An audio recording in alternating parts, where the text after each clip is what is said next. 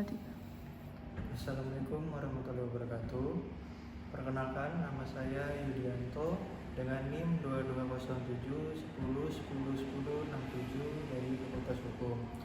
Di sini saya ingin membuat video rangkuman pendidikan Pancasila, yaitu dari bab 1 sampai bab 7.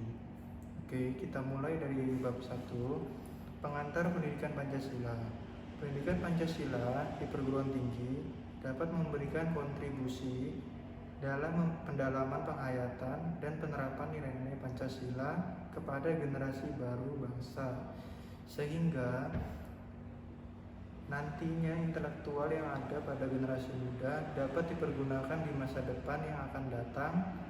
Dan dengan penerapan pendidikan Pancasila, mahasiswa diharapkan agar dapat memberikan kontribusi yang konstruktif dalam bermasyarakat, berbangsa, dan bernegara dengan mengacu kepada nilai-nilai Pancasila.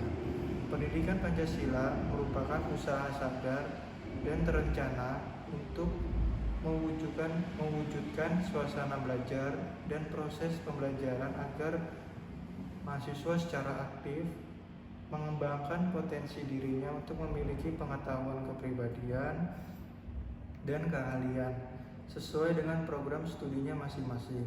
Selain itu, mahasiswa diharapkan mampu memberikan kontribusi yang konstruktif dalam bermasyarakat, berbangsa, dan bernegara dengan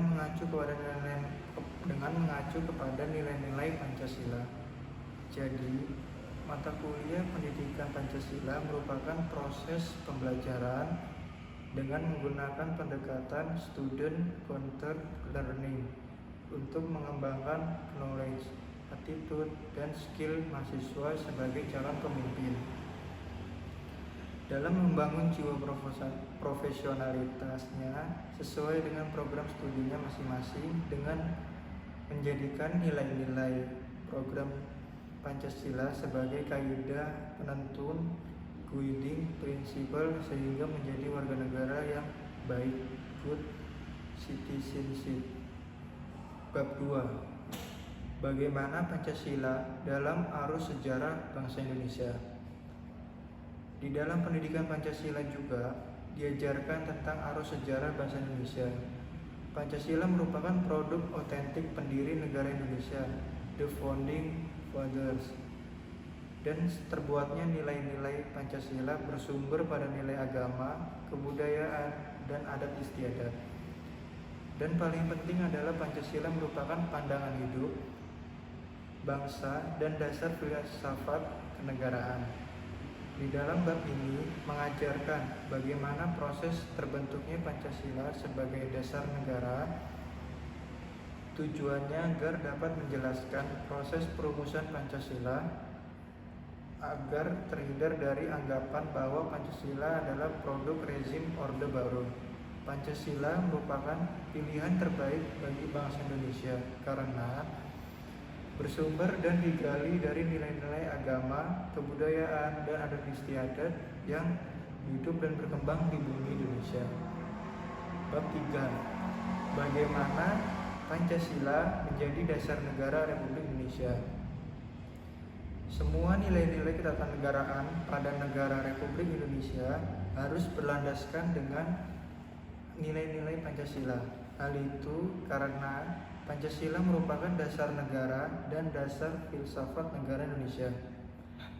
Hal tersebut bermakna antara lain bahwa Pancasila harus senantiasa menjadi ruh atau spirit yang menjiwai kegiatan membentuk negara, seperti kegiatan mengamandemen undang-undang dan menjiwai segala urusan penyelenggaraan negara.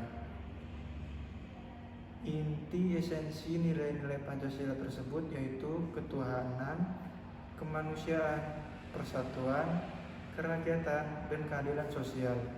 Bangsa Indonesia semestinya lebih dapat mewujudkan keadilan sosial bagi seluruh rakyat sebagaimana yang dicita-citakan. Bab 4. Mengapa negara menjadi ideologi negara? Ideologi merupakan seperangkat sistem yang diyakini setiap warga negara dalam kehidupan bermasyarakat, berbangsa, dan bernegara. Setiap sistem keyakinan itu terbentuk melalui suatu proses yang panjang. Karena ideologi melibatkan berbagai sumber seperti kebudayaan, agama, dan pemikiran para tokoh. Ideologi yang bersumber dari kebudayaan artinya berbagai komponen budaya yang meliputi sistem religi dan upacara keagamaan. Organisasi kemasyarakatan, sistem pengetahuan bahasa, kesenian, sistem mata pencarian hidup, sistem teknologi, dan peralatan. Pancasila sebagai ideologi negara pada hakikatnya mengandung dimensi realitas, idealitas, dan fleksibilitas yang memuat nilai-nilai dasar, cita-cita, dan keterbukaan sehingga mahasiswa mampu menerima kedudukan Pancasila secara akademis. Bab 4. Mengapa Pancasila merupakan sistem filsafat? Filsafat Pancasila merupakan istilah yang mengemukakan dalam dunia akademis.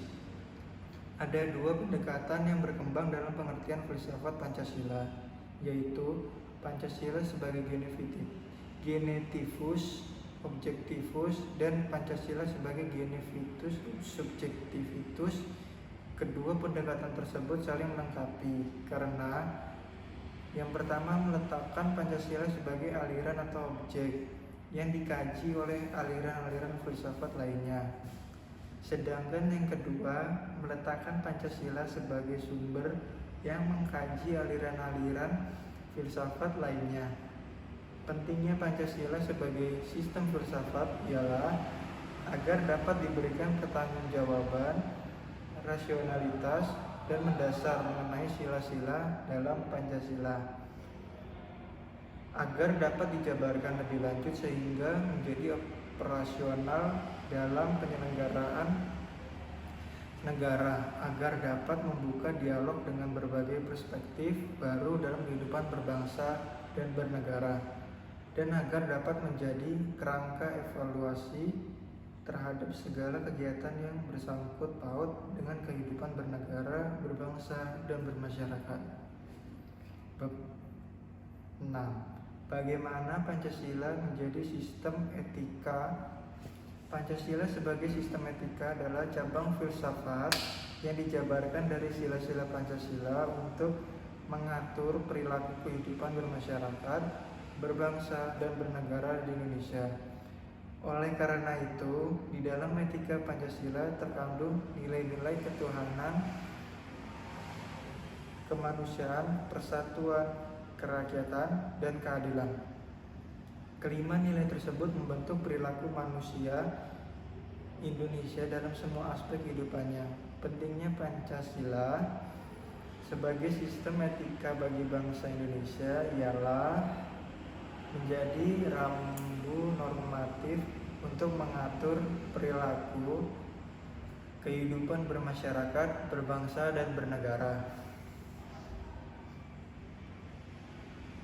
Dengan demikian, pelanggaran dalam kehidupan bernegara seperti korupsi, penyalahgunaan kekuasaan dapat diminimalkan. Bab 7. Mengapa Pancasila menjadi dasar nilai pengembangan ilmu? Pancasila sebagai dasar nilai pengembangan ilmu artinya kelima sila Pancasila merupakan pegangan dan pedoman dalam pengembangan ilmu pengetahuan dan teknologi. Beberapa terminologi yang dikemukakan para pakar untuk menggambarkan peran Pancasila sebagai rujukan bagi pengembangan ilmu pengetahuan dan teknologi, antara lain Pancasila sebagai intelektual basis, Pancasila sebagai common denominator values, Pancasila sebagai paradigma ilmu, pentingnya Pancasila sebagai dasar ilmu pengembangan ilmu bagi mahasiswa adalah untuk memperlihatkan peran Pancasila sebagai rambu-rambu normatif bagi pengembangan ilmu pengetahuan di Indonesia. Selain itu, pengembangan ilmu dan teknologi di Indonesia harus berakar pada budaya bangsa Indonesia itu sendiri dan melibatkan partisipasi masyarakat luas. Demikian rangkuman dari saya. Apabila saya membaca teks atau melihat teks, saya mohon maaf. Kurang lebihnya mohon maaf. Wassalamualaikum warahmatullahi wabarakatuh.